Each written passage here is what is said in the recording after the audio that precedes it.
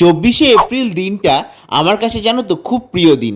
কারণ এই দিনটা হলো রাইয়ের জন্মদিন, মানে আমার বউয়ের। তাই সকাল সকাল নিজে হাতে ওর জন্য একটুখানি গরম গরম লুচি আর তরকারি করে নিলাম। তারপর ওর জন্য একটা ছোট্ট সারপ্রাইজ নিয়ে হাজির হলাম ওর সামনে হ্যাপি বার্থডে উইশ করে।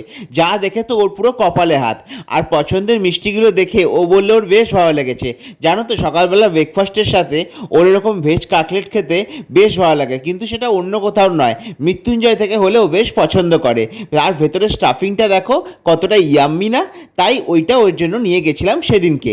এই ছিল জন্মদিনের সকালের জলখাবার। এইবার কিন্তু বার্থডে গালে টেস্ট করে নেওয়ার পালা। সে এবার খেয়ে বলল যে বরের হাতে রান্না বলে কথা, সে কি আর খারাপ হতে পারে। তো এই ছিল আজকে সকালের জলখাবারের সমস্ত ভিডিও।